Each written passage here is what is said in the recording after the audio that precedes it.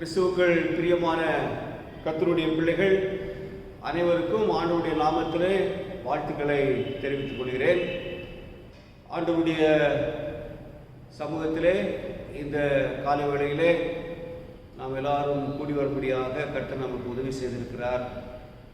நீங்கள் ஆயத்தத்தோடு தேவனுடைய சமூகத்திலே இந்த ஆராதனையிலே பங்கு பெறுகிறீர்கள் என்று நான் கர்த்தருக்குள்ளே விசுவாசிக்கிறேன். நாம் கர்த்தரை நோக்கி ஜெபிப்போம். இந்த ஆராதனையை ஆண்டவருடைய கருத்திலே நாம் ஒப்பு கொடுத்து கர்த்தர் நமக்கு இந்த ஆராதனை மூலமாக எல்லா ஆசீர்வாதங்களையும் நன்மைகளையும் தரும்படியாக நாம் ஜெபிப்போம். தேவன் தாமே நம்மை ஆசீர்வதித்து வழிநடத்துவாராக. ஜெபம் செய்வோம். அன்பின் ஆண்டவரே, உங்களுடைய பிள்ளைகளாக உங்களுடைய பாதத்தில் வருகிறோம். இந்த புதிய வாரத்துக்காக நன்றி செலுத்துகிறோம். இந்த மாதத்தினுடைய கடைசி வாரத்திலே நாங்கள் வந்திருக்கிறோம்.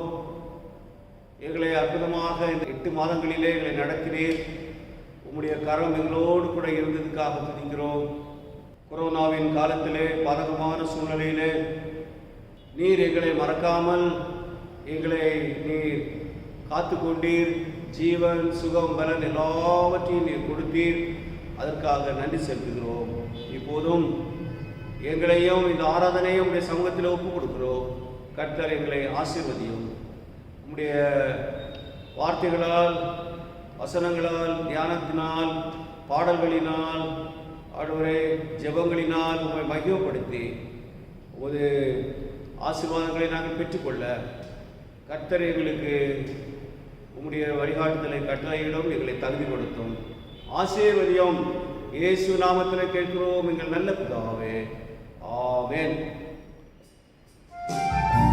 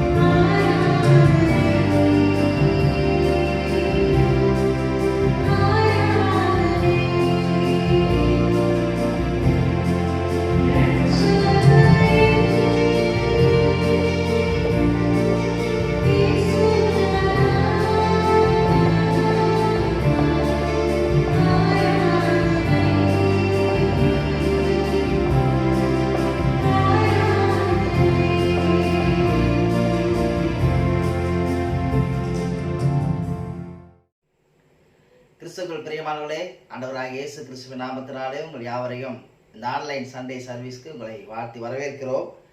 இந்த நாளிலும் உங்களோடு கூட ஒரு வசனத்தை வாசித்து சில காரியங்களை பகிர்ந்து கொண்டு உங்களுக்காக நான் ஜெபிக்க விரும்புகிறேன். யோசுவாவின் புத்தகம் 6ஆம் அதிகாரம் 16ஆம் வசனம். யோசுவா 6:16. 7ஆம் தரம் ஆசாரியர் எக்காலங்களை ஊதுகையில் யோசுவா ஜனங்களை நோக்கி, ஆர்ப்பரியுங்கள், பட்டணத்தை கர்த்தர் உங்களுக்கு ஒப்பு கொடுத்தார். பிரியமான கர்த்தருடைய பிள்ளைகளே, இந்த வசனத்தின் பின்னணியை குறித்து நாம் பார்க்கும்போது, மோசேவுக்கு அடுத்து தேவன் யோசுவாவை தெரிந்து கொண்டு யோசுவாவின் மூலம் இஸ்ரவேல் ஜனங்களை அவர்களுக்கு வாக்குத்தத்தம் பண்ணினதான அந்த தேசத்துக்கு வழிநடத்தி கொண்டிருக்கிறார். அவர்கள் அந்த தேசத்துக்கு போய்கொண்டிருக்கிற சூழ்நிலையிலே ஒரு பெரிய தடை அவர்களுக்கு உண்பதாக இருக்கிறது. என்ன தடை என்பது நமக்கு தெரியும். எரிகோ பட்டணம் என்கிறதான தடை. அந்த எரிகோ பட்டணத்திலே நாம் 6ஆம் அதிகார முதல் வசனத்தை பார்க்கிறோம். எரிகோ இஸ்ரவேல் புத்திரருக்கு முன்பாக அடைக்கப்பட்டிருந்தது. ஒருவரும் வெளியே போகவும் இல்லை, ஒருவரும் உள்ளே வரவும் இல்லை. இவர்கள் இந்த பட்டணத்தை கடந்துதான் அந்த தேசத்திற்கு, தங்களுக்கு வாக்குத்தத்தம் பண்ண தேசத்திற்கு அவர்கள் செல்ல முடியும். ஆனால் ஒரு பெரிய தடை இருக்கிறதை அவர்கள் காண்கிறார்கள். ஆண்டவர்களுக்கு வாக்கு கொடுக்கிறார். 2ஆம் வசனத்தை நாம் பார்க்கும்போது, எரிகோவையும் அதன் ராஜாவையும் யுத்த வீரரையும் உன் கையில் ஒப்பு கொடுத்தேன் என்று சொல்லி கர்த்தர் யோசுவாவை பார்த்து சொல்லுகிறார். அப்போ யோசுவா மக்களிடத்திலே, அந்த இஸ்ரவேல் ஜனங்களிடத்திலே என்ன சொல்லுகிறார் என்றால், நீங்கள் எரிகோவை 7 நாளைக்கு நீங்கள் சுற்றி வர வேண்டும். 7ஆவது நாளிலே 7ஆவது தரம் சுற்றி வரும்போது எக்காலம் ஊதுகையில், அப்பொழுது நீங்கள் கர்த்தரை நோக்கி நீங்கள் ஆர்ப்பரிக்கும் போது கர்த்தர் உங்களுக்கு அந்த பட்டணத்தை என்ன பண்ணுவார்? ஒப்பு கொடுப்பார். ஆர்ப்பரியுங்கள். இதை தான் நம்ம பார்க்க போகிறோம். ஆனால் அதுக்கு முன்பதை நாங்கள் பார்க்கும்போது 10ஆம் வசனத்தில் யோசுவா ஜனங்களை நோக்கி, நான் சொல்லும் நாள் மட்டும் நீங்கள் ஆர்ப்பரியாமலும் உங்கள் வாயினால் சத்தம் காட்டாமலும் இருங்கள். உங்கள் வாயிலிருந்து ஒரு பேச்சும் புறப்பட வேண்டாம். ஆர்ப்பரியுங்கள் என்று உங்களுக்கு நான் சொல்லும் நாளிலே ஆர்ப்பரிப்பீர்களாக என்று கட்டளையிட்டிருந்தான். அதாவது 6 நாட்கள் அவர்கள் பேசவே கூடாது அப்படின்னு யோசுவா மக்களுக்கு கட்டளையிட்டு இருந்தான். ஏன் பேசக்கூடாதுன்னா, ஜனங்கள் ஒருவேளை பேசிக்கொண்டிருப்பார்கள் என்றால் அவர்கள் அவிசுவாசமான வார்த்தைகளை சொல்லி இருப்பார்கள். அவர்கள் யோசித்திருக்க கூட, என்ன இது முட்டாள்தனமா 7 நாளைக்கு சுத்தி வர சொல்றாரு, எதுக்காக சுத்தி வரோம், என்ன காரணம், ஒண்ணுமே புரியாது. கர்த்தருடைய சித்தம். சில நேரங்களிலே கர்த்தருடைய சித்தத்தை நாம் புரிந்து கொண்டு கர்த்தர் என்ன சொல்லுகிறாரோ அதை தான் நம்ம என்ன பண்ணோம், செய்யணும். அந்த நேரத்தில் நம்ம அவிசுவாசமான வார்த்தைகள் நம்ம என்ன பண்ணக்கூடாது, பேசக்கூடாது. ஒருவேளை இங்க மக்கள் பேசிக்கொண்டு இருப்பார்கள் என்றால் அவர்கள் அவிசுவாசமான வார்த்தைகளை சொல்லி தேவனுடைய திட்டத்தை அவர்கள் குலைத்து போட்டிருக்க கூடும். அவர்கள் சோர்ந்து போயிருக்கக்கூடும். எத்தனை நாளைக்கு தான் சுத்தி வருதுன்னு தெரியலையே, 7 நாள் சுத்தி வர சொல்றாரு, 7 நாள் சுத்தி வந்துட்டு இருக்கிறதுனா ஒருவேளை அவர்கள் சோர்ந்து போயிருக்கலாம், அவிசுவாசமான வார்த்தைகளை பேச முயற்சிக்கலாம். ஆகையினால யோசுவா கண்டிப்பாக அவர்களை கட்டளையிட்டு இருந்தால், நீங்கள் பேசவே கூடாது, உங்கள் வாயிலிருந்து ஒரு வார்த்தையும் புறப்படக்கூடாது. நான் சொல்கிற நாளிலே நீங்கள் என்ன பண்ணணும், ஆர்ப்பரிக்கணும். இந்த ஆர்ப்பரிக்கணும் அப்படின்னு சொல்லும்போது நம்ம ஒரு வேளை யோசிக்கலாம், என்ன ஆர்ப்பரித்து இருப்பாங்க அப்படின்னா, எக்காலம் ஊதுகையில் அவர்கள் கர்த்தரை துதித்து அவர்கள் ஆரவாரித்தார்கள். அப்பொழுது தேவன் அந்த பட்டணத்தையும் அந்த பட்டணத்தில் உள்ள ராஜாக்களையும் மக்களையும் யுத்த வீரர்களையும் இஸ்ரவேல் ஜனங்கள் கையில் என்ன பண்ணாராம், ஒப்பு கொடுத்தார். பிரியமான கர்த்தருடைய பிள்ளைகளை, நாமும் நம்முடைய வாழ்க்கை பயணத்துல தேவன் நமக்கு கொடுத்திருக்கிற வாக்குத்தத்தத்தை நோக்கி நாம் சென்று கொண்டிருக்கும் போது இப்படிப்பட்ட தடைகள் நமக்கு வரக்கூடும்.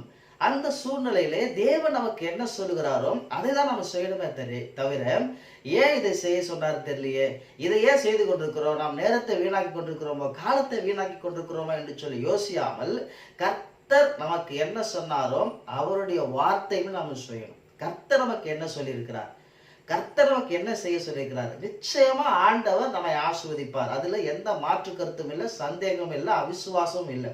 ஆனால் அந்த இடைப்பட்ட பயணத்தில, அந்த இடைப்பட்ட நாட்களிலே, அந்த கானான் தேசத்தை சுதந்திரிக்கிறதான, அந்த ஆசீர்வாதத்தை சுதந்திரிக்கிறதான சூழ்நிலையில, சந்தர்ப்பத்திற்கு இடையில நிறைய இவ்விதமான தடைகள் நமக்கு வரக்கூடும். நம்முடைய வாழ்க்கையின் முன்னேற்றத்திற்கு, பொருளாதாரத்தின் முன்னேற்றத்திற்கு இப்படிப்பட்ட தடைகள் வரும்போது நாம் மற்றவரிடத்திலே அவிசுவாசமான வார்த்தைகளை பேசாது கர்த்தருடைய வார்த்தைகளை பேசி கர்த்தர் என்ன சொல்றாரோ அதை நாம் செய்யும் போது தேவன் நம்மை ஆசீர்வதிப்பார். தேவனுடைய தடைகள் எல்லாம் மாற்றி போடுவார். தேவனை துதிக்கும் போது, தேவனை ஆர்ப்பரிக்கும் போது, தேவனுடைய சமூகத்தை நாம் ஆரவரிக்கும் போது கர்த்தர் அவருடைய சித்தத்தை, அவருடைய திட்டத்தை முழுமையாக 100% நம்முடைய வாழ்க்கையில நிறைவேற்றுவார்.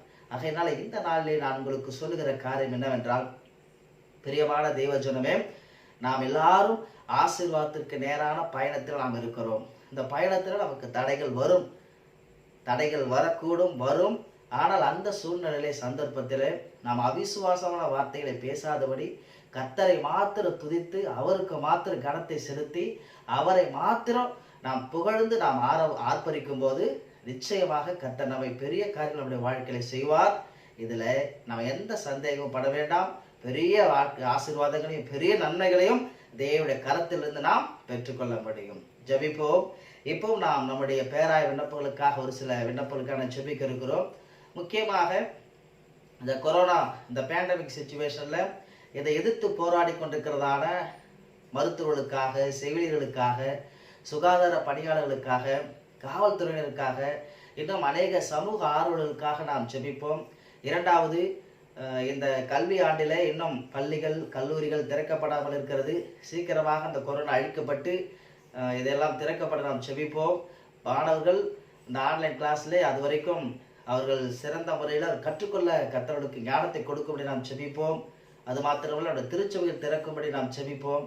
நம்முடைய விசுவாச பிள்ளைகளுக்காக, மக்களுக்காக நாம் ஜெபிப்போம். கர்த்தரை நோக்கி நாம் பார்ப்போம். அன்புள்ள ஆண்டவரே, நாங்கள் ஸ்தோத்திரிக்கிறோம் சுவாமி. இந்த நாளில் ஆண்டவரே, நீர் எங்களுக்கு கொடுத்த வார்த்தைகளுக்காக நாங்கள் நன்றி செலுத்துகிறோம்ப்பா. ஆண்டவரே, அன்று இஸ்ரவேல் ஜனங்கள் 6 நாட்கள் அமைதியாக சுற்றி 7வது நாளிலே 7வது தரம் அவர்கள் அந்த எரிகோ கோட்டையை சுற்றி வரும்போது, அவர்கள் ஆர்ப்பரித்த போது கர்த்தர் அவர்களுக்கு அந்த தேசத்தை, அந்த பட்டணத்தை அவர்கள் கையில் ஒப்பு கொடுத்து என்று நாங்கள் பார்த்தோம் சுவாமி. எங்களுடைய வாழ்க்கையிலும் நாங்கள் எங்களுக்கு வாக்குத்தத்தம் பண்ணிடப்பட்ட அந்த ஆசீர்வாதத்தை நோக்கி நாங்கள் முன்னேறி கொண்டிருக்கும் போது இப்படிப்பட்ட தடைகள் எங்களுடைய வாழ்க்கையில் வரக்கூடும் சுவாமி. இதையெல்லாம் நாங்கள் தகர்த்து கர்த்தருக்காக நாங்கள் எழுந்து நிற்க, ஆண்டவரே, நாங்கள் தெய்வ சித்தத்தை புரிந்து கொண்டு தேவனுக்காக எங்களை ஒப்பு கொடுத்து வாழ கர்த்தர்களுக்கு நீர் அனுக்கிரகம் செய்யுங்கப்பா. அது மாத்திரமல்ல, இப்போது நாங்கள் சொல்லப்பட்ட விண்ணப்பங்களுக்காக நாங்கள் செபிக்கிறோம். ஆண்டவரே, இந்த கொரோனா காலத்திலே இந்த கொரோனா நோயை எதிர்த்து போராடி கொண்டிருக்கிறதான எல்லா மருத்துவர்களுக்காக, செவிலியர்களுக்காக, காவல்துறை நண்பர்களுக்காக, அதிகாரிகளுக்காக, ஆண்டவரே, சமூக நல ஆர்வலர்களுக்காக, இன்னும் சுகாதார பணியாளர்களுக்கு நாங்கள் செபிக்கிறப்பா. ஒருவரையும் அந்த கொரோனா வைரஸ் தொடாதபடி ஆண்டவரே, அவர்கள் மூலமாக இந்த கொரோனா வைரஸ் ஆண்டவரே தகப்பனை அழிக்கப்பட கர்த்தர் நீர் அவளுக்கு வேண்டிய கிருபையும் பலனையும் கர்த்தனை தரும்படியாக நாங்கள் செபிக்கிறப்பா. அவளை பாதுகாத்துக்கொள், அவருடைய குடும்பங்களை பாதுகாத்துக்கொள், தேவைகளை கர்த்தனை சார்ந்து அவளை ஆசீர்வதித்தபடியாக நாங்கள் செபிக்கிறோம். ஆண்டவரே, இந்த நாட்களிலே பள்ளிகள், கல்லூரிகள் திறக்கப்படாமல் இருக்கிறது. ஆனால் ஆன்லைன் மூலமாக மாணவர்கள் கற்றுக்கொண்டிருக்கிறார்கள். மாணவர்களுக்கு ஆண்டவரே அது புரியும்படி கர்த்தர் ஆண்டவரே அதில் இருக்கிற சிரமங்கள்லாம் கர்த்தனை மாற்றி எளிதாய் புரிந்து கொள்ள கர்த்தர் உதவி செய்ய நாங்கள் செபிக்கிறோம். எல்லாவற்றுக்கும் மேலாக கல்லூரிகளும் பள்ளிகளும் திறக்கப்பட நாங்கள் செபிக்கிறோம். மாணவர்களை கர்த்தர் ஆசீர்வதிங்க. திருச்சபையில் திறக்கப்பட கர்த்தர் உதவி செய்யும். நாங்கள் ஆலயத்துக்கு வந்து எவ்வளவு நாட்கள் ஆகிறது சுவாமி, சீக்கிரமா நாங்கள் ஆலயத்துக்கு வந்து உண்மை தொழுது கொள்ள கர்த்தர் அனுக்கிரகம் செய்யும்படியாக நாங்கள் செபிக்கிறோம் ஆண்டவர். அது மாத்திரமல்ல ஆண்டவரே, அடுத்த திருச்சபை மக்களுக்காக நாங்கள் செபிக்கிறோம். அடுத்த திருச்சபையில் ஒவ்வொரு குடும்பங்கள், ஒவ்வொரு குடும்ப தலைவர்கள், குடும்ப தலைவிகள், சிறு குழந்தைகள், படிக்கிற பிள்ளைகள், வாலிப சகோதர சகோதரிகள், வயதான மக்கள் என ஒவ்வொருவரையும் கர்த்தர் தனித்தனியா பேர் பேரா குடும்பமாய் கர்த்தர் ஆசீர்வதித்தருளும்படியாக நாங்கள் செபிக்கிறோம். ஆண்டவரே, எந்த பலவீனமோ சுகவீனமோ தொடாதபடி இரத்த கொட்டைகளை மூடிக்கொள்ளும், வேண்டிய சரீர பலனையும் சுகத்தையும் ஆரோக்கியத்தை கர்த்தர் தந்தருளும்படி நாங்கள் செபிக்கிறோம். நல்ல வருமானங்களை கர்த்தரை தாரும், தொழிலை கர்த்தர் ஆசீர்வதியும், வியாபாரத்தை ஆசீர்வதி, வேலையை கர்த்தர் ஆசீர்வதியும், பலனை கொடும், ஆசீர்வாதத்தை கொடும், சௌக்கியத்தை உண்டு பண்ணும்படியாக நாங்கள் செபிக்கிறோம். ஆண்டவர், திருச்சபை மக்கள் ஒவ்வொருவரையும், ஒவ்வொரு குடும்பத்தை கர்த்தர் ஆசீர்வதி. ஸ்தாபனத்துக்காக வருகிறோம். தந்தை பேராயிருக்காக, பிரதம பேராயிருக்காக, சென்னை பேராயிருக்காக, பேராய் கமிஷனர்களுக்காக, நிர்வாகிகளுக்காக நாங்கள் செபிக்கிறோம். எல்லோரையும் கர்த்தர் ஆசீர்வதியும்.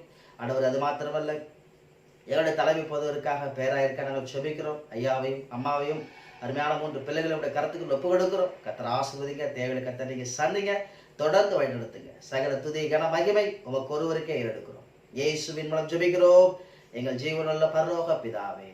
ஆமென், ஆமென். நான் என் கருத்து மீறலாம் உன்னை மறக்கிறேன். ஏசாயா 51:16.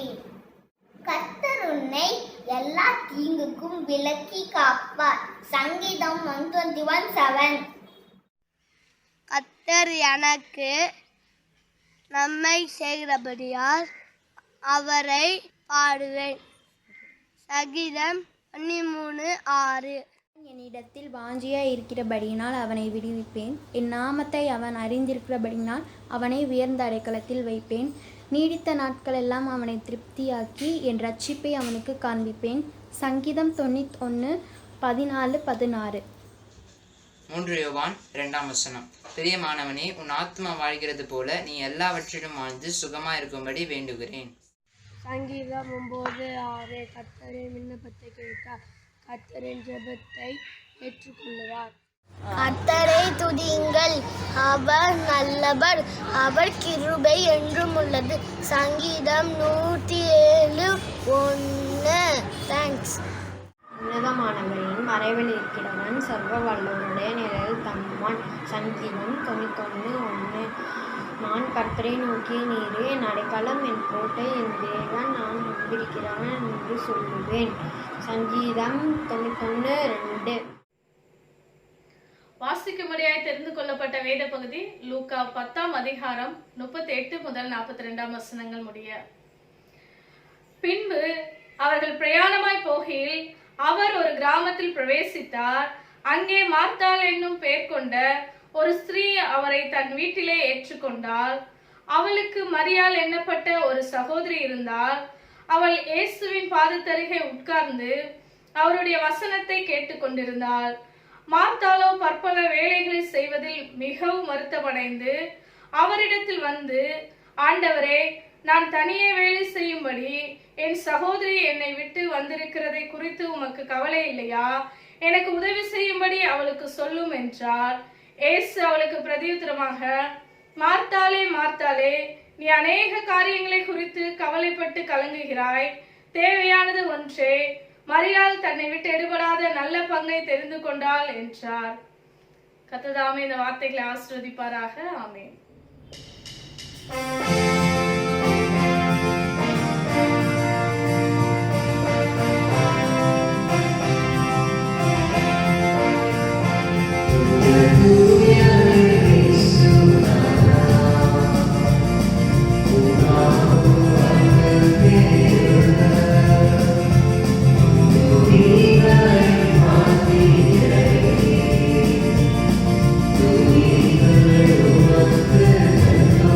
Oh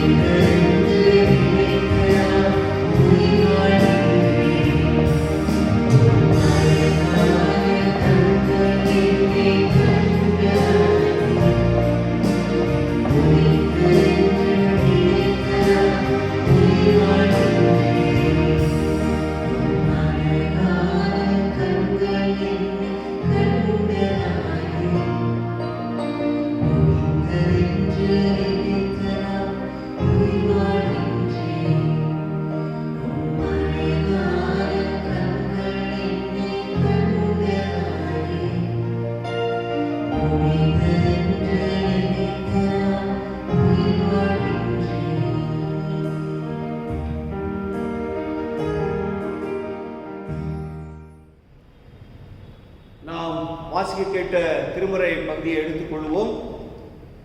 பரிசுத்த லூக்கா எழுதின நற்செய்தி நூல் 10ஆம் அதிகாரம் 39வது வசனம். அவளுக்கு மரியாள் எனப்பட்ட ஒரு சகோதரி இருந்தாள். அவள் இயேசுவின் பாதத்தருகே உட்கார்ந்து அவருடைய வசனத்தை கேட்டுக்கொண்டு இருந்தாள். அன்பான கர்த்தருடைய பிள்ளைகளே, இன்றைக்கு உங்களோடு கூட நான் பகிர்ந்து கொள்ளக்கூடிய என்னுடைய செய்தியுடைய தலைப்பு இயேசுவின் பாதத்தில் மரியாள். மேரி at the feet of Jesus. இயேசுவின் பாதத்தில் மரியாள் என்கின்ற அந்த தலைப்பிலே உங்களோடு கூட நான் தியானத்தை நடத்த விரும்புகின்றேன். பெத்தானியா குடும்பத்திலே மார்த்தாள், மரியாள், லாசரு என்கின்ற 3 பேர் அங்கு இருந்தார்கள் என்று நாம் வேதத்திலே பார்க்கின்றோம். ஆண்டவராய் இயேசு கிறிஸ்து இந்த பெத்தானியா குடும்பத்தை அவர் சந்திக்கிறார். அங்கு மூத்த சகோதரியாக இருந்த மார்த்தாள் அவருக்கு பல காரியங்களை செய்ய வேண்டும், அவருக்கு சாப்பாடு செய்ய வேண்டும் என்று சொல்லி பல அலுவல்களிலே அவள் சிக்கி கொண்டிருந்தாள் என்று நாம் பார்க்கின்றோம். ஆண்டவர் அதையெல்லாம் எதிர்பார்த்து போகவில்லை. ஆனால் இவளோ தனக்கென்று ஒரு நிகழ்ச்சி நிரலை வைத்துக்கொண்டு ஆண்டவரை கவனிக்க வேண்டும், அவரை நாம் பிரியப்படுத்த வேண்டும், அவருக்கு நல்ல சாப்பாடு கொடுக்க வேண்டும் என்றெல்லாம் அவள் அப்படியாக நினைத்திருக்கலாம். ஆனால் இந்த சூழ்நிலையிலே அங்கு மரியாளை குறித்து நாம் வேதம் என்ன சொல்கிறது நாம் பார்க்கிறோம். அவள் இயேசுவின் பாதத்திலே அவள் உட்கார்ந்து அவருடைய வசனத்தை கேட்டுக்கொண்டிருந்தாள் என்று நாம் திருமறையிலே பார்க்கின்றோம். இயேசுவினுடைய பாதம் என்பது மிகவும் முக்கியம். இந்த லூக்கா சுவிசேஷத்திலே பல இடங்களிலே இயேசுவின் பாதத்திலே நடந்த பல சம்பவங்களை நாம் பார்க்க முடியும். லூக்கா 5ஆம் அதிகாரத்தை எடுத்து நீங்கள் பார்த்தீர்கள் என்று சொன்னால், அங்கு பேதுரு ஆண்டவருடைய பாதத்திலே விழுந்து நான் பாவியான ஒரு மனுஷன் என்று சொல்லி அவர் அறிக்கையிடுகிறதை நாம் பார்க்கின்றோம். 7ஆம் அதிகாரத்தை எடுத்து பார்த்தால் அங்கு ஒரு பாவியான ஸ்ரீ ஆண்டவருடைய பாதத்தை தன்னுடைய கண்ணீரால் அங்கு கழுவி முத்தம் செய்து அங்கு ஆண்டவரிடத்தில் தன்னை ஒப்பு கொடுக்கிற அந்த சம்பவத்தை நாம் நினைவு கூறுகிறோம். 8ஆம் அதிகாரத்தை எடுத்து பார்த்தால் அங்கு பிசாசு பிடிக்கப்பட்ட அந்த மனிதன் விடுதலையாக்கப்பட்டு ஆண்டவருடைய பாதத்திலே புத்தி தெளிந்தவனாய் அவன் உட்கார்ந்து கொண்டிருக்கிறதை இந்த பகுதியிலே நாம் கற்றுக்கொள்கின்றோம். அதே 8ஆம் அதிகாரம் 41வது வசனத்தை எடுத்து நாம் வாசித்து பார்க்கும்போது அங்கு எவீர் என்கின்ற ஜெபாலய தலைவன் ஆண்டவருடைய பாதத்திலே விழுந்து அங்கு மன்றாடுகிறதை, அங்கு முழங்கால்படியிட்டு ஆண்டவரிடத்திலே கெஞ்சுவதை நாம் இந்த இடத்திலே பார்க்கின்றோம். 17ஆம் அதிகாரத்தை எடுத்து பார்க்கும்போது 10 குஷ்டரோகிகள் சுகமாக்கப்பட்ட போது ஒரே ஒரு குஷ்டரோகி சுகமாக்கப்பட்ட அந்த சமாரியன் மீண்டும் வந்து ஆண்டவருடைய பாதத்திலே விழுந்து தேவனை மகிமைப்படுத்தினான் என்று திருமறையில் நாம் பார்க்கின்றோம். அன்புக்குரிய கர்த்தருடைய பிள்ளைகளே, ஆண்டவருடைய பாதத்தில் பல சம்பவங்கள் நடந்ததாக பார்க்கிறோம். ஆனாலும் இந்த பகுதியிலே மரியாள் இயேசுவனுடைய பாதத்திலே அவள் உட்கார்ந்து ஆண்டவருடைய வசனத்தை அவள் கேட்டுக்கொண்டிருந்தாள். ஆண்டவருடைய பாதம் மரியாளுக்கு ஒரு விருப்பமான இடமாக காட்டப்படுகிறது. திருமறையிலே பல மரியாள்களை குறித்து நாம் பார்க்கின்றோம். புதிய ஏற்பாட்டிலே மரியாளை குறித்து பார்ப்போம் என்று சொன்னால் வேத அறிஞர்கள் சொல்கிறபடி 6 மரியாள்கள் இருந்தார்கள் என்று பார்க்கிறோம். 6 வித்தியாசமான மரியாள் அவர்கள் வேதத்திலே சித்தரிக்கப்படுகிறார்கள், குறிப்பிடப்படுகிறார்கள். அன்புக்குரிய கர்த்தருடைய பிள்ளைகளை, இங்கு நாம் பார்க்கின்ற மரியாள் பெத்தானியாவை சேர்ந்த பெத்தானியா குடும்பத்தின் மரியாள். இந்த மரியாளை குறித்து வேதம் எந்தெந்த இடத்திலெல்லாம் சொல்கிறதோ அந்த இடத்திலெல்லாம் அவள் ஆண்டவருடைய பாதத்திலே உட்கார்ந்திருந்தாள் என்பதை நாம் பார்க்கிறோம். ஆண்டவருடைய பாதத்திலே அவள் காணப்படுகிறதை நாம் கற்றுக்கொள்கிறோம். அன்பான தேவ பிள்ளைகளே, மரியாளுக்கு ஆண்டவருடைய பாதம் ஒரு சிறந்த இடம், விருப்பமான ஒரு இடம். The feet of Jesus is a favorite place for Mary. ஆண்டவருடைய இந்த பாதம் அவளுக்கு ஒரு உகந்த ஒரு ஸ்தலமாக, இடமாக சித்தரிக்கப்படுகிறதை 3 முக்கியமான வேத பகுதிகளிலே இன்றைக்கு நாம் கற்றுக்கொள்ள இருக்கின்றோம். முதலாவது நாம் பார்க்கும்போது அங்கு இயேசுவின் பாதத்தில் மரியாள் இயேசுவை அறிந்து கொண்டாள். இதைத்தான் இந்த பகுதியில் நாம் வாசிக்க கேட்டோம். அங்கு மரியாள் எனப்பட்ட ஒரு சகோதரி இருந்தால், அவள் இயேசுவின் பாதத்தருகே உட்கார்ந்து அவருடைய வசனத்தை கேட்டுக்கொண்டிருந்தாள். முதலாவதாக இயேசுவின் பாதத்தில் மரியாள் இயேசுவை அறிந்து கொண்டாள். Mary seeks fellowship. அவள் ஆண்டவருடைய ஐக்கியத்தை எப்போதும் வாஞ்சிக்கக்கூடியவளாக காணப்படுகிறதை இந்த பகுதிகளை நாம் கற்றுக்கொள்கிறோம். அன்பான தேவ பிள்ளைகளே, மேரி மரியாள் அவள் எங்கு உட்கார்ந்திருந்தாள்? ஆண்டவருடைய பாதத்தில். முதலாவது அவள் உட்கார்ந்திருந்த அந்த நிலை, பாஸ்டர், அவள் இருந்த நிலை, பொசிஷன் எப்படி இருந்தது? ஆண்டவருடைய பாதத்தின் அருகே. அவள் இயேசுவுக்கு மேலே ஏதோ ஒரு இடத்துல உட்காரவில்லை, இயேசுவுக்கு இணையாக அவர் உட்கார்ந்தது போல உட்காரவில்லை. அவள் இயேசுடைய பாதத்தின் அருகே அவள் உட்கார்ந்தாள் என்று சொல்லும்போது, அவள் உட்கார்ந்த இடம் ஒரு தாழ்மையின் இடம். அவள் தன்னை தாழ்த்தி ஆண்டவரிடத்திலிருந்து கற்றுக்கொண்டாள் என்று நாம் பார்க்கின்றோம். பார்த்தீங்களா? ஆண்டவருடைய பிள்ளைகளாகிய நாம் அவருடைய பாதத்திலே அவரை தேடும்போது, அவருடைய ஐக்கியத்தை நாடும்போது, இந்த தாழ்மையின் அனுபவத்தோடு கூட அவருடைய வசனங்களை நாம் கேட்கும்போது அவைகள் நமக்கு சமாதானத்தையும் மகிழ்ச்சியையும் விடுதலையையும் நம்பிக்கையும் கொடுக்கும் என்பதை நாம் ஒரு நாளும் மறந்துவிடக்கூடாது. அது மாத்திரமல்ல, அவருடைய பாதத்திலே உட்கார்ந்து அவள் எதற்காக உட்கார்ந்தாள்? உட்கார்ந்து ஆண்டவருடைய வசனத்தை கேட்கும்படியாக. ஆண்டவருடைய வசனத்தை நாம் கேட்க வேண்டும். அதற்காகத்தான் ஆண்டவருடைய பாதத்தை நாம் நாடுகிறவர்களாக, தேடுகிறவர்களாக இருக்கிறோம். அன்புக்குரிய கர்த்தருடைய பிள்ளைகளே, இன்றைக்கி நம்முடைய வாழ்க்கையில் நாம் கர்த்தரை எந்த விதமாக தேடுகிறோம்? அவருடைய ஐக்கியத்தை வாஞ்சிக்கிறோமா? மரியாள் ஆண்டவருடைய பாதத்தில் இயேசுவை அறிந்து கொண்டாள். நாம் அடிக்கடி பிரசங்கங்களிலே கேட்கிற ஒரு வசனம், நீங்கள் அமர்ந்திருந்து நானே தேவன் என்பதை அறிந்து கொள்ளுங்கள். அந்த அனுபவத்தில் எல்லாரும் நாம் வர வேண்டும். அன்புக்குரிய கர்த்தருடைய பிள்ளைகளே, இங்கு மரியாள் அவள் தாழ்மையோடு கூட ஆண்டவருடைய பாதத்திலே அமர்ந்து ஆண்டவருடைய வசனத்தை கவனித்தாள். நான் கற்றுக்கொள்ள வேண்டும் என்கின்ற அந்த மனப்பான்மையோடு கூட ஆண்டவருடைய வசனத்தை அவள் கேட்டாள் என்று இந்த பகுதியில் நாம் பார்க்கிறோம். நாம் நேரத்தை ஆண்டவருக்காக செலவிடுகிறோமா? ஆண்டவருக்கு என்று நேரத்தை நாம் எவ்வளவு செலவிடுகிறோம்? இன்றைக்கு வேகமாக ஓடுகின்ற இந்த உலகத்திலே நாம் கர்த்தருக்காக நேரத்தை கொடுப்பதற்கு நமக்கு முடியவில்லை. சிலர் சொல்லுவாங்க, எனக்கு 24 மணி நேரம் பத்தலைங்க, இன்னும் ஒரு 12 மணி நேரம் இருந்தால் நல்லதாக இருக்கும் அப்படின்னு நினைக்கிறார்கள். இன்னும் 12 மணி நேரம் இல்லை, இன்னும் 24 மணி நேரம் உங்களுக்கு கொடுக்கப்பட்டாலும் ஆண்டவரை தேடாத பட்சத்தில் அப்படிப்பட்ட ஒரு வாழ்க்கை சமாதானமான வாழ்க்கையாக இருக்காது.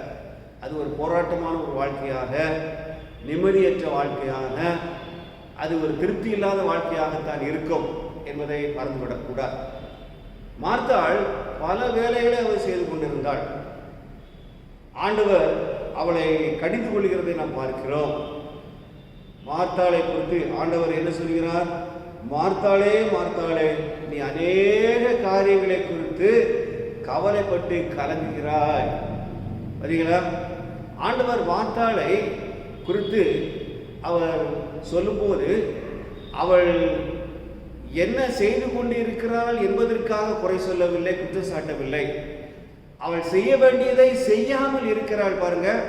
அதுக்காகத்தான் ஆண்டவர் அந்த இடத்துல நீ அநேக காரியங்களை குறித்து கவலைப்படுகிறாய், கலங்குகிறாய் என்று ஆண்டவர் சொல்கிறார். அன்பான கர்த்தருடைய பிள்ளைகளே, எதை செய்ய வேண்டுமோ அதை அவள் செய்யாமல், அவள் செய்ய வேண்டிய காரியத்தை செய்யாமல், செய்யக்கூடாத காரியத்தை, எதிர்பார்க்காத காரியத்தை ஆண்டவரிடத்தில் ஆண்டவருக்காக அவள் செய்ய குனிந்த போது ஆண்டவர் என்ன செய்கிறாரு? அவளை அங்கு குற்றம் சாட்டினதை நாம் பார்க்கிறோம். அன்பான தேவ பிள்ளைகளே, இன்றைக்கி நம்முடைய வாழ்க்கையில் ஆண்டவருக்காக நான் ரொம்ப பிஸியாக இருக்கிறேன் அப்படி நம்ம நினைக்கிறோம். ஆனால் நம்முடைய பிஸியான இந்த வாழ்க்கையில் கர்த்தருக்காக எவ்வளவு நேரத்தை நாம் செலவிடுகிறோம் என்பது ரொம்ப முக்கியம். ஆண்டவரும் நானும் ரொம்ப முக்கியம். ஒரு இளைஞன் காட்டுக்குள்ளே, அடர்த்தியான காட்டுக்குள்ளே குதிரை மேல் சவாரி சென்று அவர் உள்ளே சென்று கொண்டே இருந்தார். அது ஒரு அடர்த்தியான காடு, அது யாரும் இல்லாத ஒரு இடம். அவர் நெடுதூர பிரயாணம் பண்ணி ஒரு இடத்துக்கு வந்தபோது அந்த இடத்துல ஒரு பரந்த வெளி, தூரத்தில் ஒரு சிறிய வீடு இருந்தது. இவருக்கு ஆச்சரியம், இப்படிப்பட்ட ஒரு காட்டில் இந்த இடத்துல யார் குடியிருக்கிறார்கள் என்பதை அறிந்து கொள்வதற்கு அவன் தன்னுடைய குதிரை மேலே பிரயாணம் செய்த போது அதில் அப்படியாக சென்று அங்கே பார்த்தபோது அங்கே அந்த வீட்டில் தோட்டம் கொண்டு இருந்தது. அந்த தோட்டத்தில் ஒரு வயதான அம்மா, அவர்கள் தோட்டத்தில் அந்த செடிகளுக்கெல்லாம் தண்ணீர் பாய்த்து கொண்டிருந்தார்கள். அப்போ அவன் குதிரையிலிருந்து இறங்கி அந்த தாயை பார்த்து, அம்மா, இவ்வளவு பெரிய அடர்த்தியான காட்டில் நீங்கள் இந்த வீட்டில் தனியாக இருக்கிறீர்கள் என்று சொல்லி கேட்டார். அப்போது அவர்கள் சொன்னார்கள், மை சன், நான் தனியாக இல்லை, நான் இங்கு இயேசுவோடு கூட வாழ்ந்து கொண்டிருக்கிறேன் என்று அவர்கள் சொன்னார்களாம். It is me and Jesus alone staying here.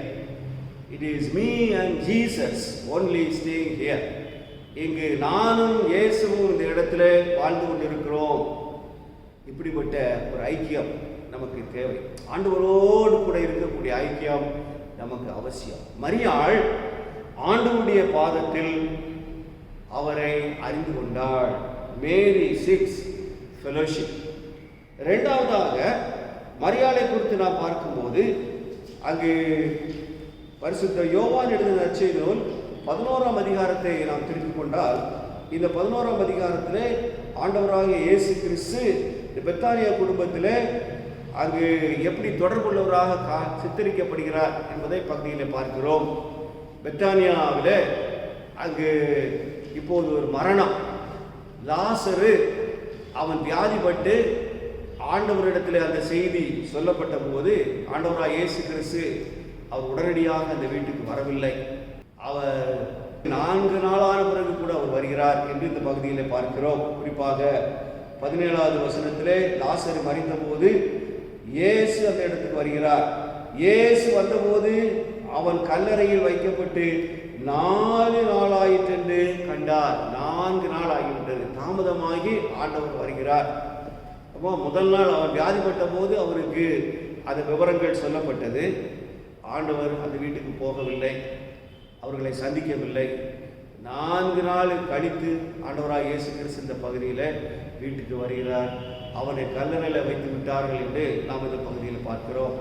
அப்படிப்பட்ட ஒரு கண்ணீர் நிறைந்த ஒரு சூழலை, இக்கட்டான ஒரு சூழலையிலே இரண்டாவதாக மரியாளை குறித்து நாம் இந்த பகுதியிலே பார்க்கிறோம். மரியாள் இங்கு இயேசுவின் பாதத்தில் அவள் எப்படி இருக்கிறாள் என்று சொல்லி நாம் பார்க்கும்போது அங்கு இரண்டாவதாக இயேசுவின் பாதத்தில் மரியாள் ஆறுதல் அடைந்தாள். இயேசுவின் பாதத்தில் மரியாள் ஆறுதல் அடைந்தாள். Mary shares hardship. அவள் தன்னுடைய இக்கட்டான அனுபவங்களை, தன்னுடைய பிரச்சனையை ஆண்டவருடைய சமூகத்திலே சொல்லுகிறதை, பகிர்ந்து கொள்கிறதை பார்க்கின்றோம். 32வது வசனத்திலே இயேசு இருந்த இடத்தில் மரியாள் வந்து அவரை கண்டவுடனே அவர் பாதத்தில் விழுந்து, ஆண்டவரே, நீர் இங்கே இருந்தீரானால் என் சகோதரன் மரிக்க மாட்டான் அல்லது மரித்திருக்க மாட்டான் என்றாள். பார்த்தீங்களா, ஆண்டவருடைய பாதத்தில் மீண்டும் மரியாள் இங்கு இருக்கிறதை பார்க்கின்றோம். அப்போ முதலாவது நாம் பார்த்த காரியம், இயேசுவின் பாதத்தில் மரியாள் அவரை அறிந்து கொண்டாள். இரண்டாவதாக இயேசுவின் பாதத்தில் மரியாள் அவரிடம் ஆறுதல் அடைந்தாள். என்ன சொல்றா? ஆண்டவரே, நீர் இங்கே இருந்தீரானால் என் சகோதரன் மரிக்க மாட்டான். ஆண்டவருடைய பாதத்தில் விழுந்து சொல்கிறார். ஆண்டவராக இயேசு கிறிஸ்து அவர் ஏன் உடனே வரவில்லை? ஏன் லாசருவை அவர் உடனே வீட்டுக்கு இங்கே வந்து அவனை பார்த்து அவனுக்காக ஜெபம் பண்ணி அவனுக்கு சுகம் கொடுக்கவில்லை? ஒருவேளை இந்த கேள்விகள் எல்லாம் நமக்குள்ளே வரும். ஏன் ஆண்டவர் தாமதம் பண்ணினார்? சில நேரங்களிலே நம்முடைய ஜெபங்களுக்கு ஆண்டவர் தாமதமாகவே பதில் கொடுக்கிறார். நாம் கொரோனா போக வேண்டும், நீங்க வேண்டும் என்று சொல்லி மார்ச் மாத கடைசி வாரத்திலிருந்தே ஜெபம் பண்ணிட்டு இருக்கிறோம். இந்த வாரம் போயிடும், அடுத்த வாரம் போயிடும், வர மாசத்துல போயிடும் சொல்லிட்டு நம்ம ஜெபம் பண்ணிட்டு இருக்கிறோம். ஆனால் இன்னும் நம்முடைய ஜெபங்கள் கேட்கப்படாமல் இருக்கிறது போல நமக்கு தோன்றலாம். ஆனால் கர்த்தர் அவர் ஒரு வேலை வைத்திருக்கிறார். அப்போ நம்ம ஜெபம் பண்ணக்கூடாதா? அப்படி இல்லை. அவருடைய பிள்ளைகள் அவரிடத்தில் நாம் அன்றாட வேண்டும், நம்முடைய தேவைகளை சொல்ல வேண்டும், குறைகளை ஆண்டவரிடத்தில் பகிர்ந்து கொள்ள வேண்டும். அதை ஆண்டவர் எதிர்பார்க்கிறார். So God's delay is not denial. ஆண்டவர் தாமதிக்கிறார் என்பது அவர் நமக்கு தராமல் மறுக்கிறார் என்பது அர்த்தமல்ல. இங்கு ஆண்டவருடைய இந்த தாமதம் எதற்கு என்று சொன்னால், தேவனுடைய நாமத்தை, தேவனுடைய மகிமையை அங்கு சுற்றி இருக்கிறவர்கள் காண வேண்டும். 40வது வசனத்தில் அதைத்தான் பார்க்கிறோம். இயேசு அவளை நோக்கி, அங்கு நீ விசுவாசித்தால் தேவனுடைய மகிமையை காண்பாய். ஆண்டவர் தேவனுடைய மகிமையை வெளிப்படுத்த தாமதமாக்கினார். அவர் தாமதமாகவே வந்தார் என்று பார்க்கிறார். அன்புக்குரிய கர்த்தருடைய பிள்ளைகளே, சில நேரங்களிலே நாம் ஆண்டவர் மேலே கோபப்படுகிறோம். ஆண்டவர் தாமதமாக காரியங்களை செய்து விட்டாரே, நான் இவ்வளோ ஜெபம் பண்ணுறேன், எனக்கு ஆண்டவர் பதில் கொடுக்கவில்லை என்று நாம் தவிக்க வேண்டிய அவசியம் இல்லை. ஆனால் இங்கு நாம் பார்க்கும்போது அங்கு ஆண்டவர் தாமதித்தார். ஆனால் மரியாள் இப்படிப்பட்ட சூழ்நிலையில் ஆண்டவருடைய பாதத்தை பிடித்து கொண்டு, ஆண்டவரே நீர்தான் எனக்கு எல்லாம் ஆறுதல், நீர் இருந்திருந்தால் எனக்கு எதுவுமே நடந்திருக்காது, எல்லாம் சாதகமாக இருந்திருக்குமே என்று சொல்லி அவள் அங்கலாய்க்கிறதை, அவள் தன்னுடைய வாழ்க்கையில் உள்ள காரியங்களை ஆண்டவரிடத்தில் பகிர்ந்து கொள்வதை இந்த பகுதியில் நாம் பார்க்கிறோம். அன்பான தேவ பிள்ளைகளே, இன்றைக்கு ஆண்டவர் சில காரியங்களை நமக்கு மறைக்கிறார். மறைவானவர்கள் எல்லாம் கர்த்தருக்குரியவர்கள், எல்லாம் நமக்கு தெரிந்துவிட வேண்டும், நாம் நினைத்தபடி நடந்துவிட வேண்டும் என்பது கிறிஸ்தவ வாழ்க்கை அல்ல. தேவன் இன்றைக்கும் ஆட்சி செய்கிறார், அவர் ஆளுகை செய்கிறார், அவர் கட்டுப்பாட்டில் இருக்கிறார். God is still on the throne. He is in total control of the situations. எல்லா சூழ்நிலைகளிலும் அவரே ஆதிக்கம் செலுத்தக்கூடியவராய் இருக்கிறார் என்பதை நாம் ஒரு நாளும் மறந்துவிடக்கூடாது. அன்புக்குரிய கர்த்தருடைய பிள்ளைகளே, நம்முடைய வாழ்க்கையிலே, நம்முடைய கஷ்டங்களிலும், நம்முடைய பிரச்சனைகளிலும் ஆண்டவர் ஒரு திட்டம் வைத்திருப்பார். அதை அவருடைய கரத்திலே நாம் ஒப்புக் கொடுக்க வேண்டும். அங்கு பாவ சஞ்சலத்தை நீக்க பிராண சிநேகிதர் உண்டே என்ற அருமையான ஒரு பாடலை நாம் அடிக்கடி பாடுவோம். What a friend we have in Jesus. அதை எழுதின நபர் ஜோசப் ஸ்கிரிவன் என்கின்ற ஒரு அருமையான எழுத்தாளர், ஒரு கவிஞர். அவர் அயர்லாந்திலே அவர் பிறந்து ஒரு எளிமையான குடும்பத்திலே வளர்க்கப்பட்டு சிறு வயதிலே அவர் கடினமான உழைப்பாளியாக மற்ற மக்களுக்கெல்லாம் உதவி செய்யக்கூடியவராக வாழ்ந்தார். அவருக்கு திருமணம் ஒழுங்கு செய்யப்பட்டிருந்தது. அவருடைய திருமணத்துக்கு முந்தின நாள் அவருக்கு நியமிக்கப்பட்ட அவருடைய ஃபியான்சி அவள் ஒரு படகு விபத்தில் தண்ணீரில் மூழ்கி இறந்து விட்டாள். பாருங்க, எவ்வளோ வருத்தம் பார்த்தீங்களா, ரொம்ப கஷ்டம், அவரால் தாங்க முடியவில்லை. அவர் அந்த சூழ்நிலையெல்லாம் மறப்பதற்காக அயர்லாந்திலிருந்து கனடா தேசத்துக்கு வந்தார். அங்குள்ள காடுகளிலே சென்று மரங்களை வெட்டி ஏழைகளுக்கு அவைகளை விற்று எடுத்து அவர் இப்படியாக உதவி செய்து வந்தார். தன்னுடைய சொத்துக்களை எல்லாம் எல்லா ஏழை மக்களுக்கு, தேவையான மக்களுக்கெல்லாம் கொடுத்து உதவி கொண்டு வந்தார். அப்படிப்பட்ட சூழ்நிலையிலே அவருடைய தாயாரும் வியாதிப்பட்டு மறித்தார்கள். அவருக்கு திருமணமானது. திருமணமாகி சில வருடங்களிலே அவருடைய மனைவியும் வியாதிப்பட்டு மறித்து விட்டார்கள். வாழ்க்கையிலே கஷ்டத்தின் மேல் கஷ்டம், பிரச்சனையின் மேல் கஷ்டம், பிரச்சனையின் மேல் பிரச்சனை. இப்படிப்பட்ட சூழ்நிலையில் தான் அங்கு அவர் இந்த அருமையான பாடலை ஆவியானவருடைய துணையோடு கூட எழுதினார் என்று நான் பார்க்கிறேன். இன்றைக்கும் கஷ்டத்தில் இருக்கிற மக்கள், கவலையில் இருக்கிற மக்கள், பிரச்சனையில் இருக்கிற மக்கள் இந்த பாடலை பாடும்போது நமக்கு அவைகள் ஆறுதலை கொடுக்கிறது. பெரிய ஒரு நோக்கம், கர்த்தருடைய நாமம் மகிமைப்பட வேண்டும் என்பது ஆண்டவருடைய திட்டம். இன்றைக்கு உலகம் முழுவதும் பாடப்படுகின்ற, பயன்படுத்தப்படுகின்ற ஒரு அருமையான பாடலாக இருக்கிறது. அதனால what friend we have in Jesus, அங்கு இயேசு என்கின்ற அருமையான நண்பர் நமக்கு இருக்கிறார். அவர் நம்முடைய பிராண சிநேகிதர் என்பதை திருமறை நமக்கு கற்றுக் கொடுக்கிறது. அன்புக்குரிய கர்த்தருடைய பிள்ளைகளே, மரியாளை குறித்து நாம் பார்க்கும்போது, மரியாள் அவள் இயேசுவின் பாதத்திலே இரண்டாவதாக அவள் ஆறுதல் அடைந்தாள் என்று நாம் பார்க்கிறோம். அடுத்தபடியாக கடைசியாக மரியாளை குறித்து நாம் பார்ப்போம் என்று சொன்னால், அதே யோவான் 12ஆம் அதிகாரத்தை எடுத்து நாம் வாசித்து பார்க்கும்போது, அவள் 3வது வசனத்திலே, மரியாள் விலையேற பெற்ற களங்கம் இல்லாத நலதம் என்னும் தைலத்தில் ஒரு ராத்தல் கொண்டு வந்து அதை இயேசுவின் பாதங்களில் பூசி அதை தலைமயிரால் அவருடைய பாதங்களை துடைத்தாள். அந்த வீடு முழுவதும் தைலத்தினால், அங்கு தைலத்தின் பரிமளத்தினால் நிறைந்தது. ஆண்டவருடைய பாதங்களிலே அவள் விலையேறப்பட்ட நலதம் என்கின்ற அந்த தைலத்தை அவள் ஊற்றி ஆண்டவருக்கு அதை அவள் கொடுத்தாள். இது இதை காட்டுகிறது, அவள் கர்த்தரை ஆராதித்தாள் என்று பார்க்கிறாள். மூன்றாவதாக மரியாள் இயேசுவின் பாதத்தில் இயேசுவை ஆராதித்தாள். Mary shows worship. இதுதான் இந்த இடத்தில் நாம் கற்றுக்கொள்கிறோம். 3 காரியங்களை இந்த காலை வேளையிலே நாம் பார்த்தோம். முதலாவதாக நாம் பார்த்த காரியம், அங்கு இயேசுவின் பாதத்தில் மரியாள் இயேசுவை அறிந்து கொண்டாள். இயேசுவின் பாதத்தில் மரியாள் இயேசுவிடம் ஆறுதல் அடைந்தாள். இயேசுவின் பாதத்தில் மரியாள் இயேசுவை ஆராதித்தாள் என்று இந்த பகுதியிலே நாம் பார்க்கலாம்.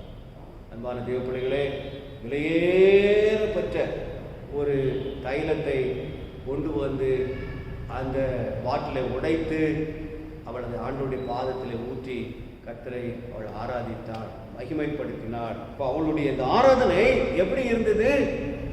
Her worship was devotional. அவள் அன்பினால் இதை செய்தாள். ஏதோ கடமைக்காக நாம் காரியங்களை செய்ய வேண்டும் என்பது அல்ல. ஆண்டவரை சேவிப்பது, ஆண்டவரை ஆராதிப்பது அன்பினாலே நாம் ஆராதிக்க வேண்டும். அதைத்தான் இந்த பகுதியில் பார்க்கிறோம். அது மாத்திரமல்ல, அவள் செய்த காரியம் அது ஒரு தியாக செயல். இது ஒரு சாக்ரிஃபிஷியல். அவள் ஆண்டவருக்காக விலையேறப்பட்ட காரியத்தை கொடுத்தாள். இதை குறித்து மார்க் 14ஆம் அதிகாரம் 9வது வசனத்திலே நாம் பார்க்கும்போது, இவள் செய்த இந்த காரியமானது பாராட்டுக்குரியது என்று பார்க்கிறோம். இவளுடைய இந்த தியாக செயலை குறித்து நாம் பார்க்கும் என்று சொன்னால், இது விலையேற பெற்றது என்று பார்க்கிறோம். இங்கேயும் நாம் வாசிக்கிறோம் 5வது வசனத்தில், இந்த தைலத்தை 300 பணத்துக்கு விற்று தரித்திரருக்கு கொடாமல் போனது என்ன என்று சொல்லி யூதாஸ் அங்கு முறுமுறுக்கிறார். ஆனால் மார்க்கில் பார்க்கும்போது மற்றவர்கள் எல்லாரும் முறுமுறுத்தார்கள் என்று இருக்கிறது. ஆனால் இங்கு வெறும் யூதாஸை குறித்து பார்க்கிறோம். இப்போ எல்லாரும் மனசுக்குள்ள முறுமுறுத்திருப்பாங்க. இவர் ஏதாவது ஓப்பனாக சொல்லியிருப்பார் யூதாஸு. இப்போ இதனுடைய விலை எவ்வளவு? 300 பணம். 300 பணம் என்று பார்க்கிறோம். 300 பணம் என்பது ஒரு வருடம் முழுவதும் வேலை செய்து பெறுகின்ற கூலி. அப்போ ஒரு வருடத்து கூலியை இவள் ஆண்டவருடைய பாதத்திலே அன்பினால் கொடுத்தாள். அவளுடைய அந்த தியாகம் அவ்வளோ பெரிய தியாகமாக இருந்தது. So it was devotional, it was sacrificial, it was monumental. எங்கெங்கெல்லாம் ஆண்டவருடைய நற்செய்தி சொல்லப்படுகிறதோ அந்த இடங்களில் எல்லாம் இவளுடைய நற்கிரியை நினைவு கூறப்படும் என்று ஆண்டவர் சொல்கிறார். அன்புக்குரிய கர்த்தருடைய பிள்ளைகளே, இன்னைக்கு ஆண்டவருடைய பாதத்தில் நாம் நம்முடைய காரியங்களை ஒப்புக் கொடுக்க ஆயத்தமாக இருக்கிறோமா? இதைத்தான் கர்த்தர் நம்மிடத்தில் எதிர்பார்க்கிறார். இன்னைக்கு மார்த்தாளை போல அங்கு நல்ல வேலை செய்யக்கூடிய மக்கள் திருச்சபைக்கு தேவை. Church needs Martha as a worker. அங்கு மார்த்தாளை போல வேலை செய்யக்கூடிய மக்கள் நமக்கு தேவை. Church needs Lazarus like a witness. அங்கு ஒரு லாசருவை போன்ற சாட்சியாக இருக்கக்கூடிய மக்களும் நமக்கு தேவை. அதுபோல church needs Mary as a worshipper. மரியாதை போன்ற ஆராதிக்கக்கூடிய மக்களும் நமக்கு தேவை. அப்போ நாம் ஆண்டவருடைய பாதத்தில் எவ்வளவு அதிகமாய் நேரத்தை செலவிடுகிறோமோ, ஆண்டவரை எந்த விதமாய் நாம் அறிந்து கொள்கிறோமோ, எந்த விதமாய் அவருடைய சித்தத்துக்கு நாம் எவ்வளவாய் ஒப்பு கொடுக்கிறோமோ, எந்த அளவு அவரை நாம் ஆராதனை செய்கிறோமோ அந்த அளவு நம்முடைய வாழ்க்கை ஆசீர்வதிக்கப்படுகிறது. அங்கு மற்றவர்கள் அதை பார்த்து கர்த்தரை மையப்படுத்தக்கூடிய அளவுக்கு நம்முடைய வாழ்க்கை மாறுகிறது என்பதை நாம் கண்டுகொள்கிறோம். அன்புக்குரிய கர்த்தருடைய பிள்ளைகளே, மரியாள் ஆண்டவருடைய பாதத்திலே இருந்தாள். அவன் 3 காரியங்களை நாம் பார்த்தோம். முதலாவதாக மரியாள் குறித்து பார்க்கும்போது, இயேசுவின் பாதத்தில் மரியாள் இயேசுவை அறிந்து கொண்டாள். Mary seeks fellowship at his feet. இரண்டாவதாக இயேசுவின் பாதத்தில் மரியாள் இயேசுவிடம் ஆறுதல் அடைந்தாள். Mary shares hardship at his feet. மூன்றாவதாக மரியாள் இயேசுவின் பாதத்தில் அவள் இயேசுவை ஆராதித்தாள். Mary shows worship at his feet. ஆண்டவருடைய பாதத்திலே மரியாள் இந்த 3 அருமையான காரியங்களை செய்ததினால் இன்றைக்கு நாம் மரியாதை குறித்து வாசிக்கும் போது கர்த்தரை நாம் மகிமைப்படுத்துகிறோம். அப்படிப்பட்ட வாழ்க்கை என்னிடத்திலும் காணப்பட வேண்டும் என்று நாம் நினைத்து ஆண்டவருக்கு நம்மை கையளிப்போம். கர்த்தர் அப்படியாக நம்மை ஆசீர்வதித்து வழிநடத்துவாராக. நம்மை ஆண்டவருக்கு ஒப்புக் கொடுப்போம், நம்முடையதையும் ஆண்டவருக்கு ஒப்புக் கொடுப்போம். கர்த்தருடைய நாமம் மகிமைப்படுவதாக. ஆமென். Thank you.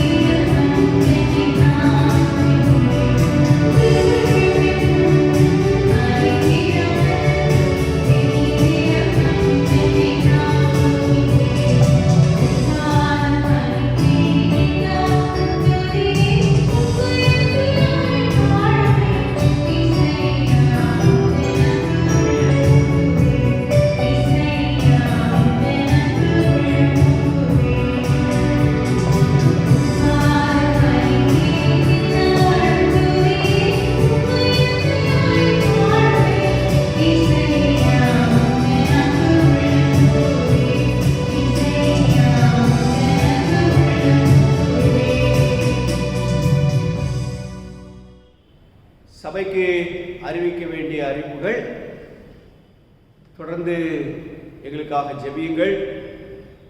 சீக்கிரமாக நம்முடைய ஆலயம் திறக்கப்பட வேண்டும். அதற்காக நாம் ஜெபித்து கொண்டு வருகிறோம். தொடர்ந்து ஆண்டவர் நமக்கு பெரிய காரியங்களை செய்வார். வருகிற 1ஆம் தேதி, புதிய மாதம் 1ஆம் தேதி செப்டம்பர் மாதம் செவ்வாய்க்கிழமை காலை 9 மணிக்கு வாக்குத்தத்த ஆராதனை காணொளி மூலமாக நடைபெறும்.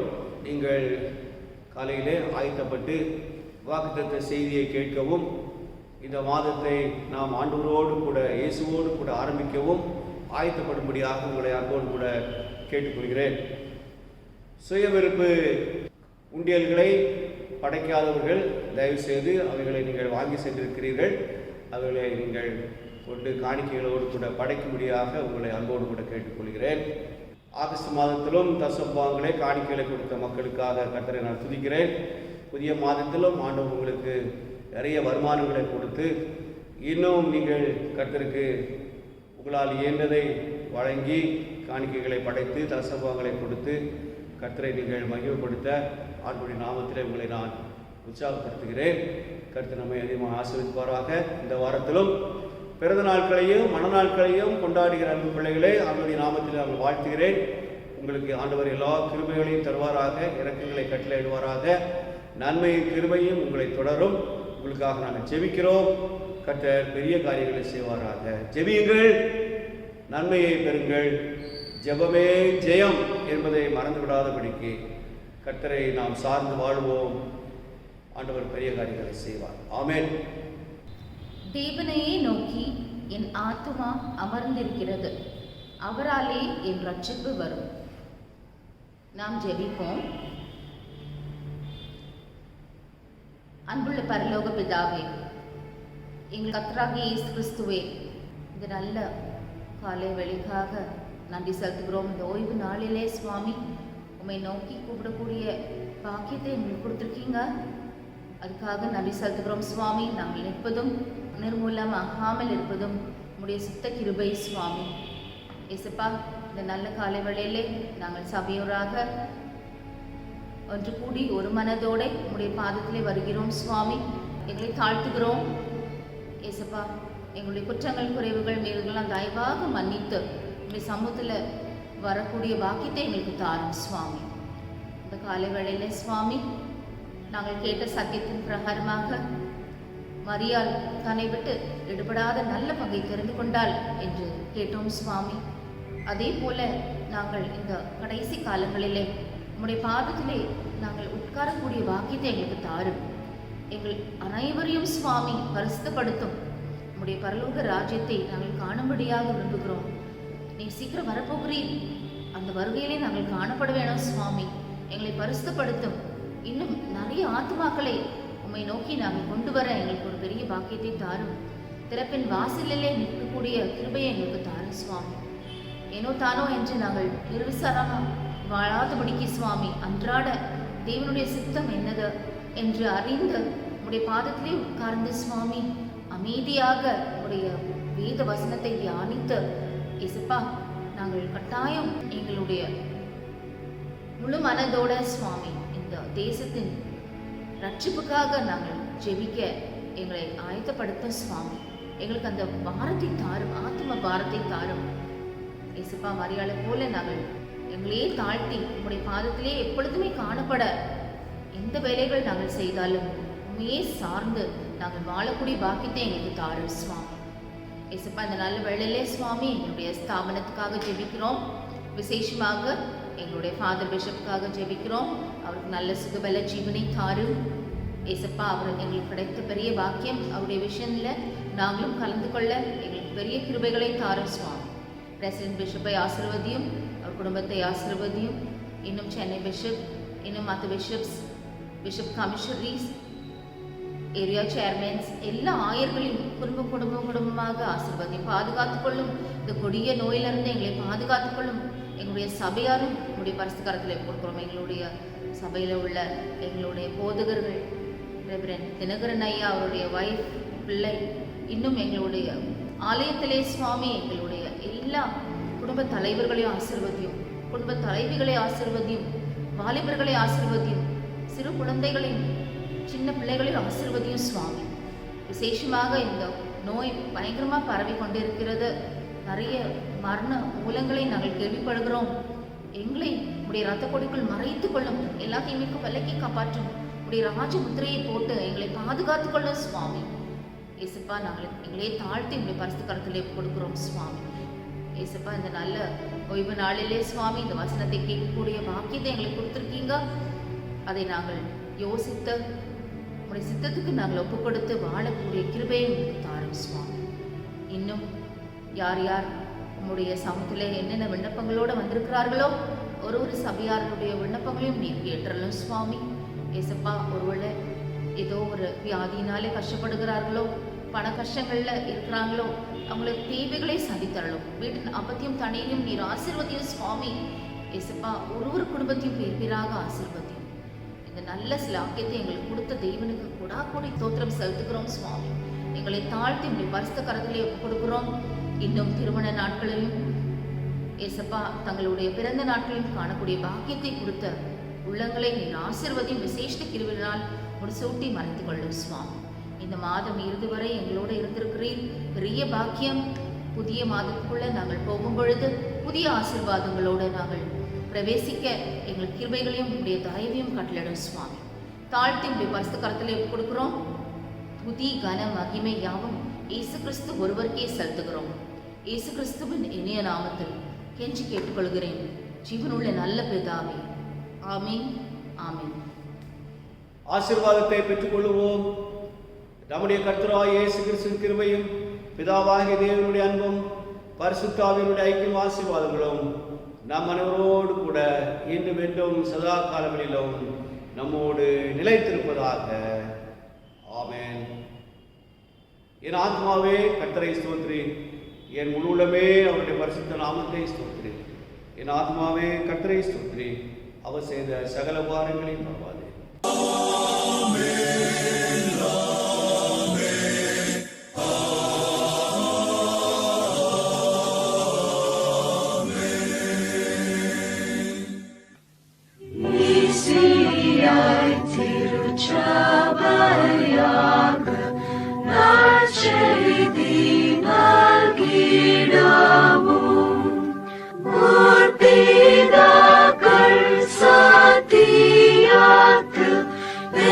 True.